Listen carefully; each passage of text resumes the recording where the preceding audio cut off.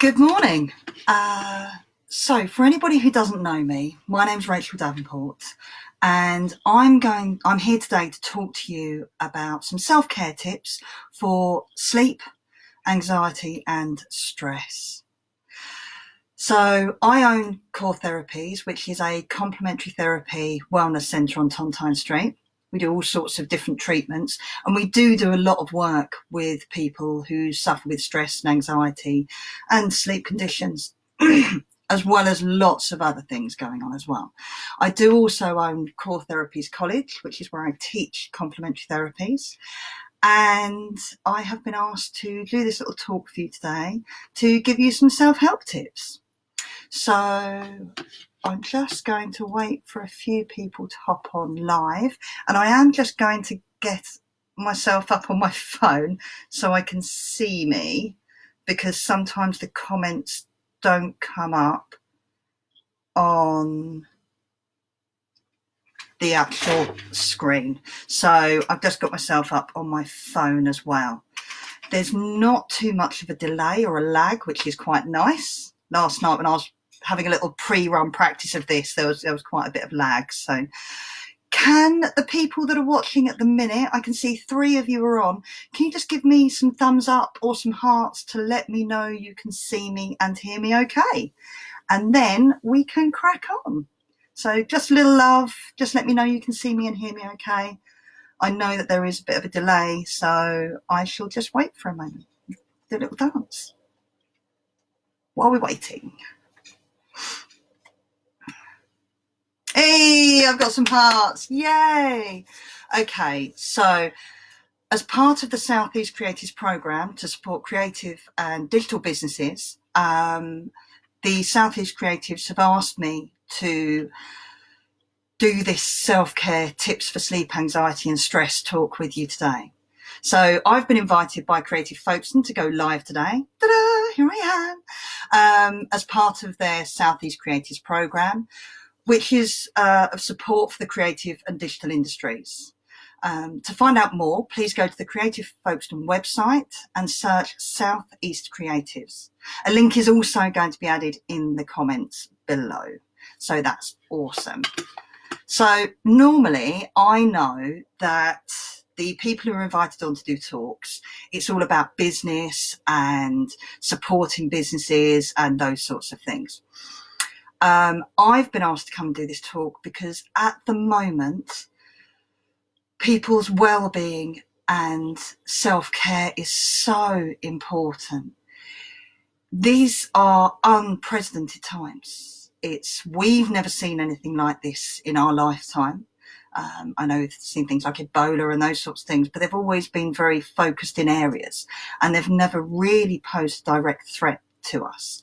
And now we are all being asked to self-isolate in our homes on semi-lockdown, and being on your own at home, especially if you don't have family, or sometimes if you do have family at home, can be really stressful. Not having that human contact, not having the support and the love from your friends. And so I would really love to give you some self-help tips today. We're going to be looking at sleep in quite a bit of detail, but a lot of the tips that I'm going to give you for sleep are also really relevant for anxiety and stress as well. Okay, so it's really natural to feel low and like have a real low ebb when you've been in isolation for some time, when the only contact you've got with the outside world, apart from your food shop, and for some people even that's not possible. For some people, they're getting their food delivered to the door and waving at the delivery guy at their gate, you know. So it's really normal to feel a low ebb. And some people really are going to struggle at this time. And so sleep and anxiety and stress can go through the roof, and the sleep can go just completely to pot because we end up completely out of routine. Normally, with our everyday, day-to-day lives, we have work, set hours, unless you're self-employed, then you work all the hours. But, you know, we have work, we have things to focus on, we have a goal, we have tasks. And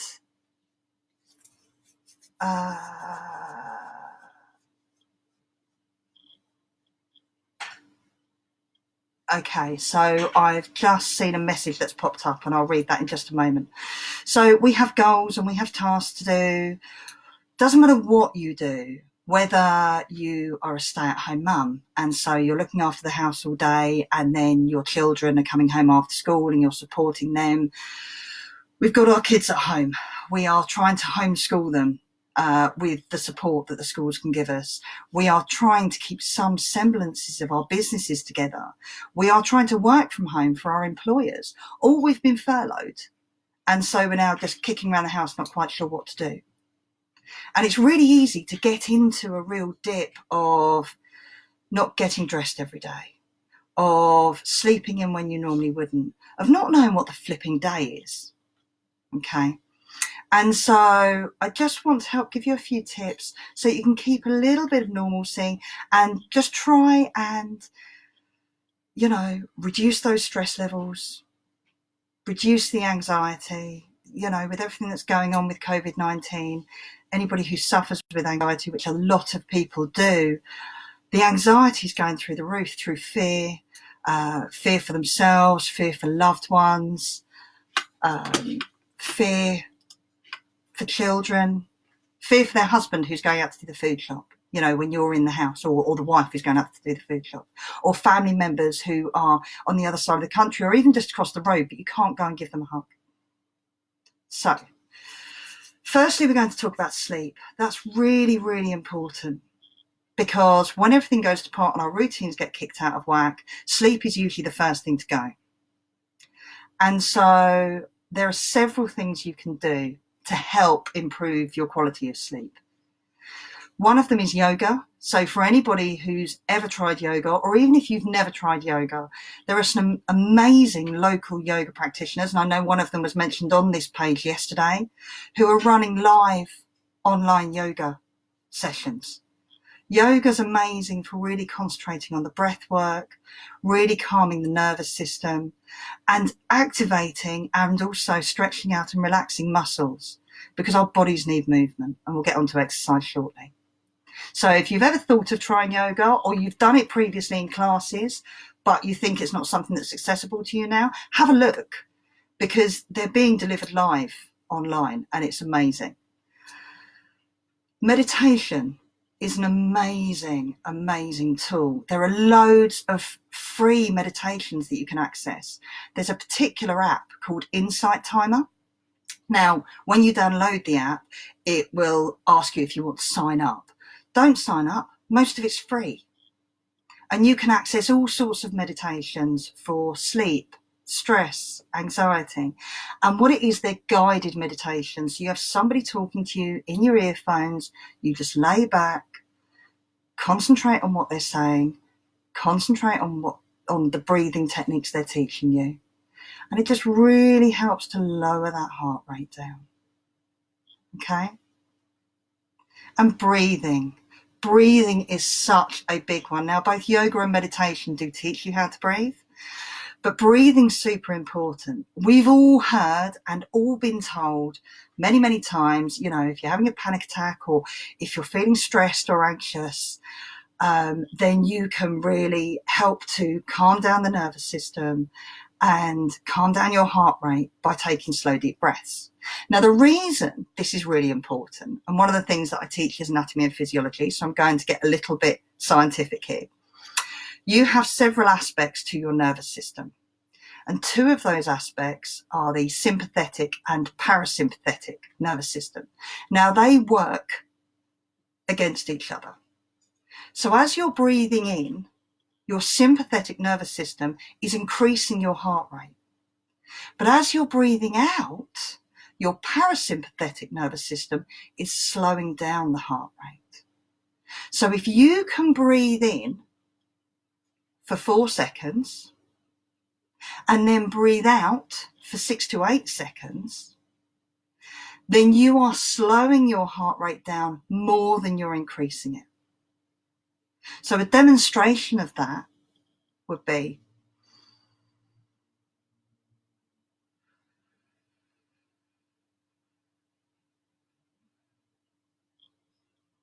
Now, I actually breathed in there for 4 and breathed out for 9. Now, when you first start using this technique, it can feel a little bit tough to keep breathing out past that 4 that you've breathed in for. Hayley has just said that she has shared some helpful things about breathing on her Hayley Hansen movement page. Check those out. She's amazing. She's also a yoga instructor. And so she'll have some great stuff on there. The next thing is avoiding napping. If you are, say, not falling asleep till 2 in the morning because you've been binge watching something on Netflix, and then you're waking up pinky and perky at sort of 4, 5, 6 in the morning because all of a sudden the things are going through your mind, you know, about your business, about your home, about your life, how the world's being impacted, about stress, worrying about family members, you know, so sort of that real sparky alertness, then you are not going to be able to, or you're going to struggle to get back to sleep. If you then nap during the day, you end up changing what's called your circadian rhythm. That's the rhythm of sleep that the brain goes through. Don't panic, I'm not going to go into technicalities of that. I've done enough AMP teaching on this today. And so if you can avoid napping during the day, that will help your brain get back into that natural circadian rhythm. Okay. Now, that's not to say don't nap at all in the day, because napping's okay sometimes, but don't make it habitual. Unless you do naturally sleep well at night and you feel like a nap during the day, then that's your body telling you to rest. So you've got to really listen to your own body. That's so important. Everybody's different. Everybody's bodies are different. Okay. And so you have to listen to your own body. But if you're finding that you're only sleeping for a few hours at night and you're napping a lot during the day, you need to try and reduce that daytime napping to help increase the nighttime sleeping. Because it's the nighttime sleep you need for that real rest. All right. That's when your body repairs itself. That's when your body takes on everything that you've learned during the day and processes it. That's when it embeds memories. All right. So the next thing you can do regarding sleep, and I realise I've already gone over my time, so I'm going to try and keep this quick. The next thing you can do regarding your sleep is relaxing music and sounds. And again, this is really good for stress and anxiety as well. So for sleep specifically, you can listen to Spotify and lots of other music streamers have loads of different relaxation music tracks on there and albums. And so you can listen to one of those. You can find some on there for birdsong and waves, whale noises, whatever, thunder and lightning, you know, whatever it is that helps you relax, listen to some of that. And where stress and anxiety is concerned, you want to be getting that feel-good factor. You want to have a good dance. You want to be jumping around. So if you're a 90s girl like me, then you want to be getting on some really good 90s tracks and jumping around and giving it beans. Yeah, dancing around like nobody's watching, singing to your heart's content like nobody's listening. It feels so good. And you've only got to do it for 1 or 2 tracks and it will raise your vibe and you'll feel phenomenal. Another big one, which I'm not going to linger on, is electronics off before bed, preferably an hour before, and that's to do with the blue light that's emitted by tablets and phones and those sorts of things. If you're looking at those, it's stimulating the brain, and that goes on for quite some time after you've turned your tablet screens or whatever off. All right. Obviously, another very obvious one is avoiding caffeine and sugary stuff before bed. Caffeine, sugary things, they're all stimulants. Sugary stuff is going to give you a kick and then a low. And so avoiding those as much as possible. When we're feeling stressed, the first thing we want is comfort. So we tend to go for comfort foods and comfort drinks, fizzy drinks, sweets, cakes to try and make us feel good. But that's really short-term lived. So try and avoid those and try and have fruit and stuff instead. I know I sound like a nag, but it's a tip, and just give it a go and see how you feel. And exercise. Exercise is huge. If you can get up in the morning, Joe Wicks, every single day, Monday to Friday, is doing a free PT session. I know it's been advertised for kids. It's supposed to be PE for kids. But trust me, it's hard work. I was about to be a bit of a potty mouth then, but I won't. It's hard work. And so if you can get up and even do just a small amount of that Joe Wicks workout, or another workout, a lot of personal trainers and things are running online classes. There's loads of free stuff on the internet. If you can get up and do some of that, you're waking up your nervous system. You're waking up your whole body. So if we're ready to get going for the day. Okay? And then because you've done that exercise, you then naturally feel tired in the evening. Because you've stimulated your body, you've got your circulation going, you've used those muscles in whatever way it is. All right? So we are going to finish off now. I can't believe it's been like 16 minutes. Sorry, Karen, gone well over.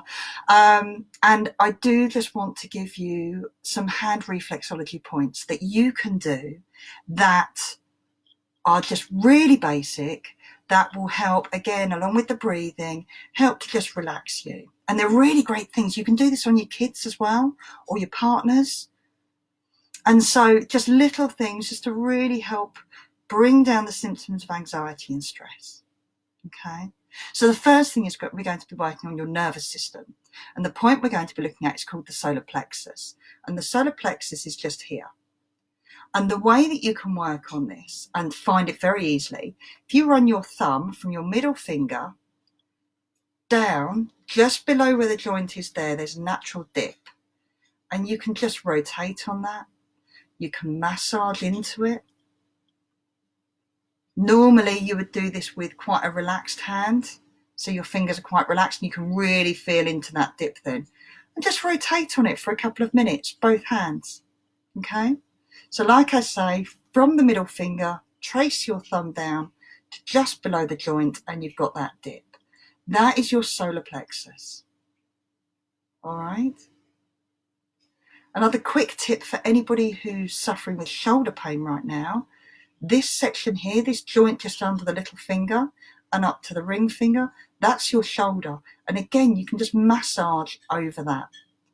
If it's your left shoulder that you've got bit of pain or achiness with, then you do it on your left hand. If it's your right shoulder, you do it on your right hand. And then just two other points for you. One of them is your pituitary gland.